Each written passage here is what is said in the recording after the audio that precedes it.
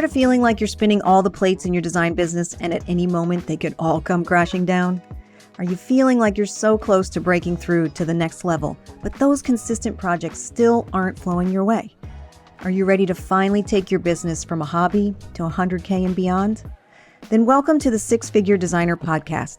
I'm talking all the techniques you need in your design business to start paying yourself, get great clients, and finally break through that 5-figure ceiling.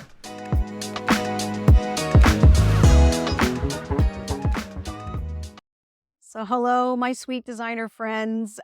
Today we're going to talk about a subject that has stood the test of time in terms of our reputation as designers in the outside world or in the industry.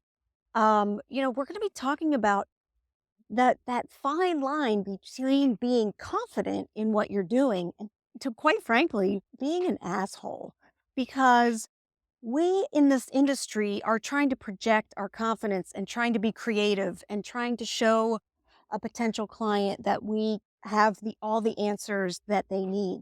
But sometimes we come off as snooty or aloof or better than other people or better than our clients. And we certainly don't want to be doing that. So I want to talk about today how we can be confident but not cocky. Yes. So one of the things that we have to do is just, you have to be secure in your own skin. I think when you're underconfident or you're not really sure and you're trying to, as they say, fake it till you make it, that's when you kind of come off as a jerk and you kind of come off as elitist or above the people that you're working with. And so we need to think about ways that you can have conversations with people instead of proclaiming and just saying, this is the way that it has to be. I always soften my recommendations to clients. So I will say, this is what I'm thinking the best solution is for XYZ problem. And this is why. And if they give me pushback, I'm going to allow them to speak and talk it through. I had a situation just last week where a client wanted to use, this is a $3.5 million home, and we were putting some swivel chairs in a window area that was overlooking the ocean. And she says to me, I have some products that I love to use that we've used them in several other homes that we have. We really love them, super comfortable. So I'd like to use these swivel chairs. And I was like, great, send them to me. Seriously, when I got these pictures, I thought I was going to die. First of all, it looked like something from 1995 in terms of styling. And it also, the swivel mechanism you could see very clearly at the bottom of the chair. And it looked really, really cheap. Now, she was in love with these. She thought these were amazing. She wanted to use these for her home. And between you and me, I knew there was no way in hell this was happening, right?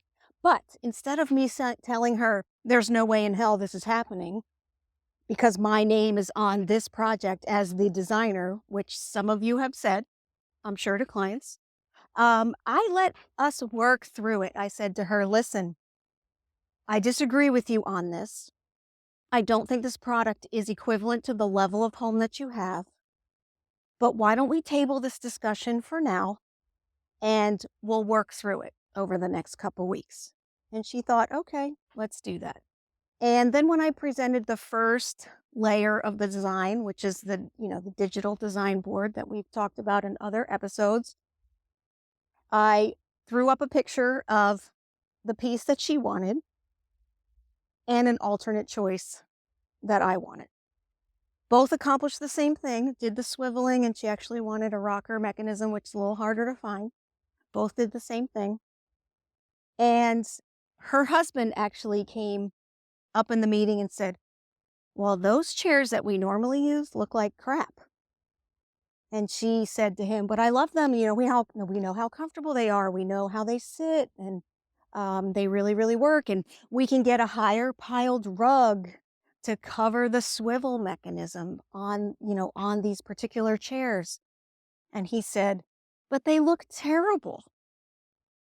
And I said, this is when I jumped in, because now I have an ally, right? I said, I totally agree. I get that you want something that's comfortable, and I get you want something that works for you, that functions. All of that I'm totally cool with. What I have an issue with is that it doesn't match the level of your home. It looks out of place.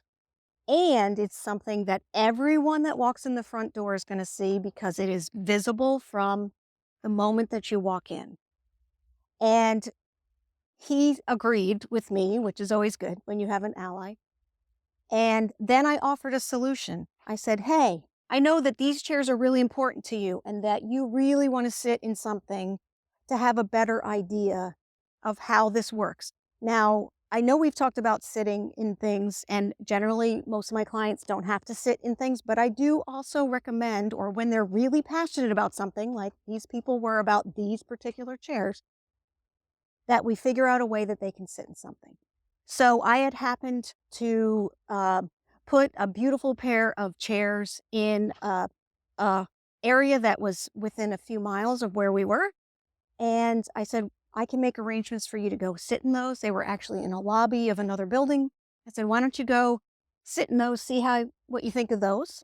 Everyone loves them. Everyone thinks they're super comfortable. And then she came to me and said, well, there's another manufacturer that I really like that we have in another home. And it was a manufacturer that I had heard of. It was a manufacturer that I believed in. It was a manufacturer that I knew that quality was what we were looking for. And so I said, great. What we're going to do is you're going to sit in these chairs that I have down the street. And I'm going to look at this other manufacturer and see if we can't find a set of chairs that we like there. And then what we're going to do is just compare. We're going to compare lead times and pricing, because all of those things are also a bit of a factor. And so that's what we did. And I didn't need to stomp my feet and say, there's no way in hell we're using this ugly ass chair in your beautiful $3.4 million home. No, I just said, okay, let's work through it. And so that just let them relax. And I gave them time to really think about what I was saying and why I was saying it, instead of reacting and being on the defensive and then trying to hold that position. So I want you to think about ways that you can soften your recommendations, meaning you're just chill about it. And you know in the back of your mind, you're going to go for that look. And I always tell people, this is the thing I tell people all the time. I don't do ugly. I can guarantee you we will not do ugly. And so we just have to work through some of those things. They know you're the expert. They know that you have their best interest in mind, but you have to approach it a certain way to make it feel like it's a comfortable decision, like they're not being forced into something that they don't want to do, and that you're just imposing your will over the entire project on a home that you're never going to live in. They are going to live in this home. They have to feel comfortable. They have to feel like it's really a part of what they need and what they want in terms of how they live every day. And I'm totally a fan of that. So sometimes you just have to learn how to, as they say, romance the conversation a little bit, so that basically they're coming around to the conclusion that you as a professional are recommending. I hope you enjoyed this episode. And if you guys have had an interesting situation like this happen in your business, I would love to hear about it. Go ahead and send me a DM or put a comment, and we will talk soon. Take care.